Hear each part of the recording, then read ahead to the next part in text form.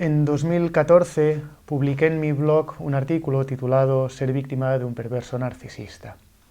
Releyéndolo y viendo que está en plena vigencia, lo he actualizado y he decidido hacerlo en formato vídeo y audio por un lado, para personas con dificultades visuales y por otro, para aquellas personas que les sea más cómodo leer, pues así lo tendrán un poco más masticadito.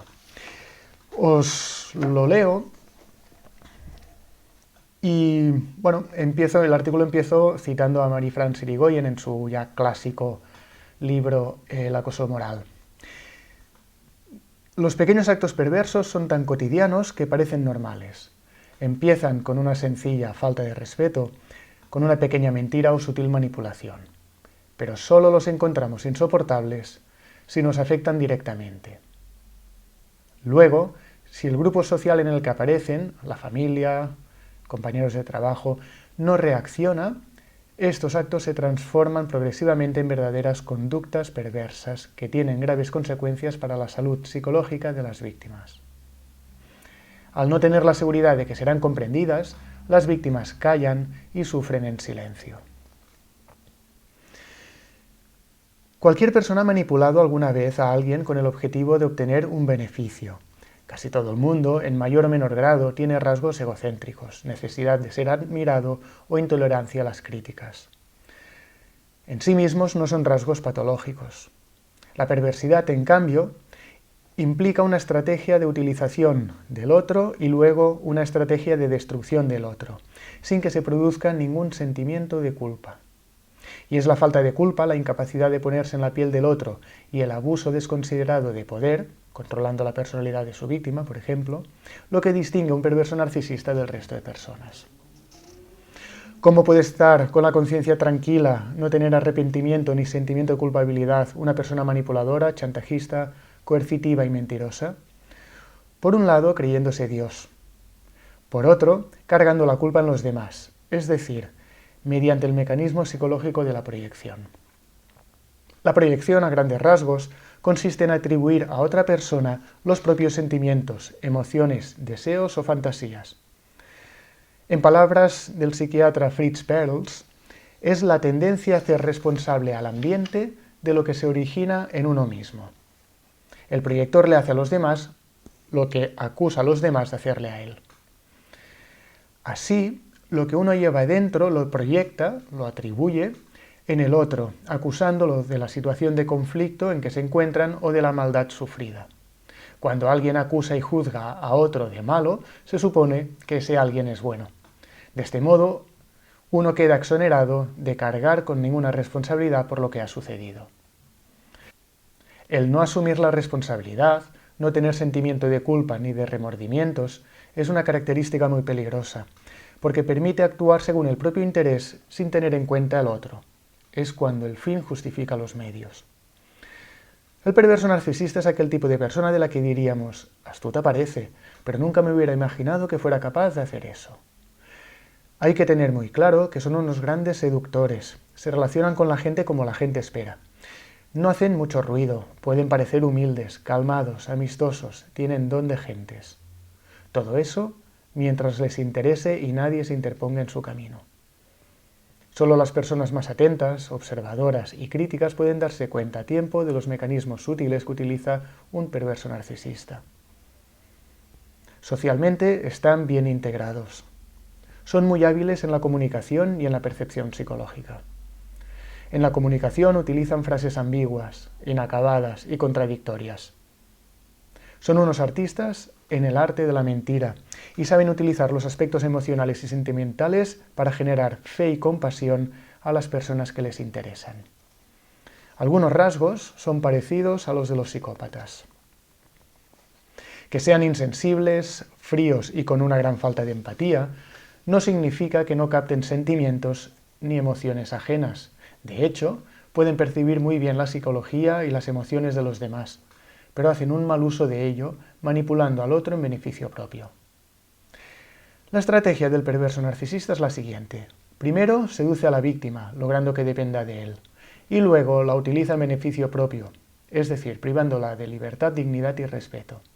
Como ejemplos podemos encontrar intimidarla, menospreciar las decisiones que no convienen al perverso o la perversa, quitándole importancia a sus necesidades, hacerla dudar de su capacidad perceptiva o negar deliberadamente hechos ocurridos en el pasado, esto es, hacer luz de gas, hacer amenazas disfrazadas de advertencias.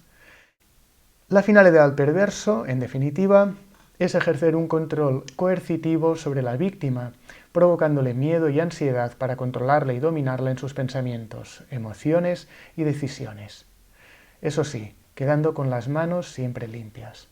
La integridad psíquica de la víctima, entonces, queda en jaque. El gran drama de la víctima es que, cuando se da cuenta que está siendo manipulada y empieza a rebelarse, el narcisista da un vuelco a la situación haciéndose pasar por la víctima y atribuye a la víctima real el papel de agresor. Esto provoca que la víctima no solo tenga que lidiar con una profunda decepción por el hecho de descubrir que ha sido utilizada, sino también con una gran soledad porque su entorno, la familia, compañeros de trabajo, amistades, si no es consciente de la situación, no le dan apoyo. Y es que la violencia de un perverso es subterránea. Precisamente es el arte de la manipulación y el engaño lo que permite al perverso narcisista hacer creer a su entorno que la víctima es él, por lo que ha pasado después de que el agredido se haya revelado. Mienten mucho, pero a diferencia de los mitómanos cuando los perversos están siendo descubiertos, hacen todo lo posible para darle la vuelta a la situación y girar la tortilla. O bien negan el engaño hasta convencer a su interlocutor, o se justificarán sin ningún tipo de escrúpulo. El perverso intenta que su víctima actúe contra él, para poder acusarla de malvada. Lo importante para él es que la víctima parezca responsable de lo que ocurre. El agresor o la agresora utiliza las reacciones de la víctima para caricaturizarla y conseguir que ella misma se desacredite. Hacer caer al otro en el error permite criticarlo, rebajarlo, pero sobre todo se le proporciona una mala imagen de sí mismo y se refuerza su culpabilidad. La autoestima de la víctima y su integridad psicológica quedan fuertemente debilitadas. Una vez más, Marie-France Irigoyen explica que el perverso lo paraliza todo. La víctima se siente acorralada y en la obligación de actuar, pero obstaculizada por el dominio al que está sometida, solo puede hacerlo mediante un arranque violento en busca de su libertad.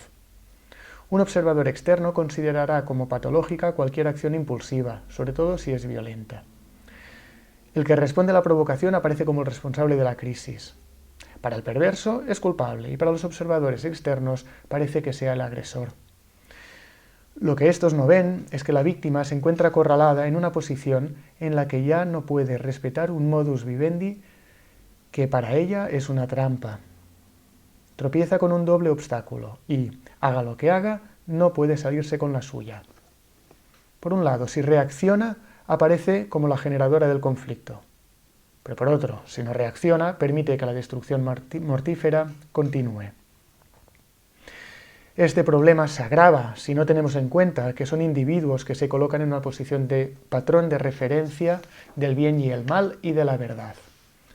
A menudo se les atribuye un aire moralizador, superior y distante. Exhiben unos valores morales irreprochables, con los que dan el pego y dan una buena imagen de sí mismos. Y encima denuncian la malicia humana. El ejemplo lo tenemos en algunos políticos y mujeres y hombres a la cabeza de entidades financieras o grandes empresas que son capaces de haberse puesto en la boca expresiones como tener valores, hacer un camino unidos por nuestro bien, mirar por la solidaridad y la hermandad, cuando después salen a la luz los engaños, estafas y juego sucio que han estado cometiendo. Defenderse de un perverso no pasa por utilizar las mismas estrategias que él, ya que aquí gana quien menos escrúpulos y más frío es. El único recurso recomendable es alejarse de él o ella y que intervenga la ley. La ley tiene la obligatoria función de poner un techo, un límite al endiosamiento del narcisista. Tampoco es recomendable sentir compasión por ellos, porque la utilizan para coger fuerza y continuar con sus estrategias de manipulación y aplastar al prójimo. Para las personas sensibles, empáticas y leales, no es fácil dejar de compadecerse, ya que tienen suficiente sensibilidad como para darse cuenta de lo que hay dentro de una persona de estas características, que es vacío y miseria interior. Son hijas, hijos de familias mal estructuradas o de padres que no han sabido dar el afecto, la empatía y el amor genuino que necesitaron cuando eran niños. Ante la posibilidad de ser abandonado, cuando su imperfección es descubierta, el perverso reacciona con una mezcla de pánico y odio. En vez de hacer autocrítica y construir un yo más saludable, focaliza toda su energía en destruir el yo de su víctima. Como decía Paul-Claude Racamier, se revaloriza su imagen destruyendo la imagen de su víctima. Un perverso narcisista solo puede empezar a curarse cuando mira de frente su sufrimiento interior y lo sostiene.